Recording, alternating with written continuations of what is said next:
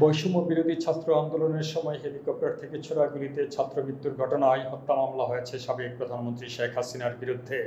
রাজধানীর মোহাম্মদপুরে মাদ্রাসার শিক্ষার্থী জুবায়েদ হোসেন ইমন নিহতের এই মামলায় আসামি করা হয় আওয়ামী লীগের সাধারণ সম্পাদক ওবায়দুল কাদের সহ আরও 15 জনকে। বৃহস্পতিবার দুপুরে ঢাকার চিফ মেট্রোপলিটন ম্যাজিস্ট্রেট আদালতের বিচারক রাজেশ চৌধুরী বাদীর জবানবন্দি নেন এবং মোহাম্মদপুর থানাকে মামলাটি এজাহার হিসেবে গ্রহণের নির্দেশ দেন।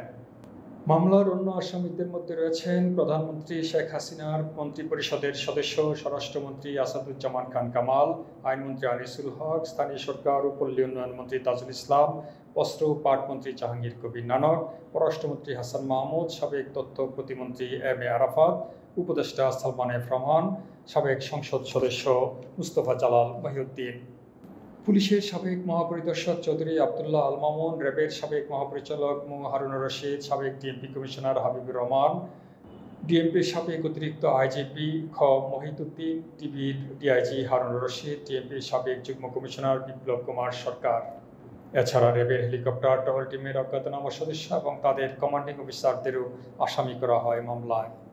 মামলার এজাহার বলছে, 19 জুলাই সন্ধ্যায় মোহাম্মদপুরের আল্লাহ করিম মসজিদের সামনে র্যাবের হেলিকপ্টার থেকে ছোড়া একটি গুলি লাগে জুবায়েদের মাথায়।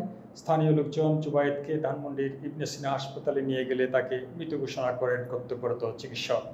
গণ অভ্যুত্থানে ক্ষমতাচ্যুত শেখ হাসিনার বিরুদ্ধে গত 2 দিনে 6টি মামলা হয়েছে। এর মধ্যে 5টি হত্যা মামলা, অন্যটি অপহরণ ও নির্যাতনের।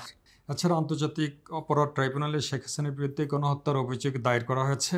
ইতিমধ্যে অভিযোগ তদন্ত শুরু করেছে ট্রাইব্যুনালের প্রসিকিউশন টিম।